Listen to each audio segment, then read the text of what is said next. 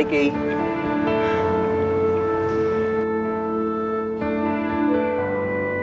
Dave?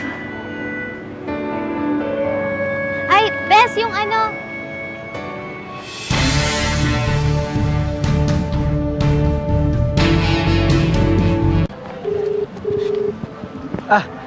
Bes Donna! Bes Donna!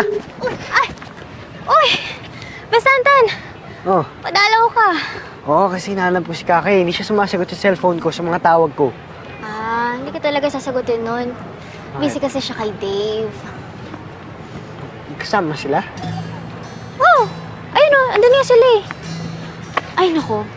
Ang dami nang dala kay Bes. Meron siya dala na bouquet, tapos yung heart-shaped na chocolate. Tapos, grabe siya manligaw, no?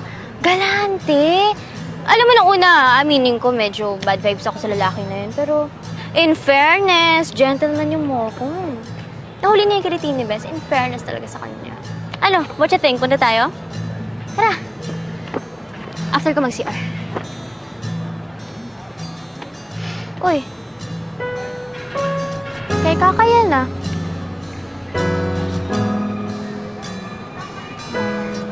Pakihiyam ka lang sa kanya.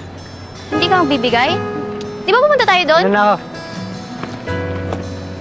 Uy! It's for you. Anong okasyon? Ba't ka may dalang ganyan? I'm here to formally ask you kung...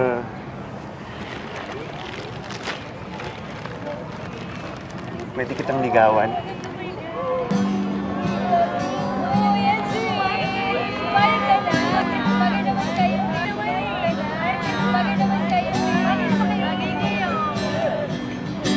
Mike na sila. Dave, tumayo ka nga dyan. Ano ba yan? O di ba guys? Di ba nasagutin niya na ako? Bagay naman kami, di ba?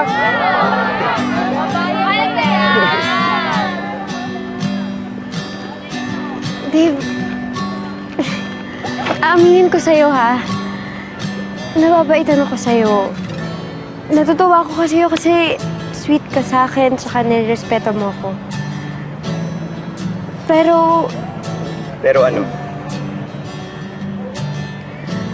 Pero Dave, malaki yung problema namin ng pamilya ko. At ako lang yung inaasahan nila. Hindi pa rin ako handa sa mga ganitong bagay. May usapan kami ng mami ko na hindi pa ako pwede mag-boyfriend.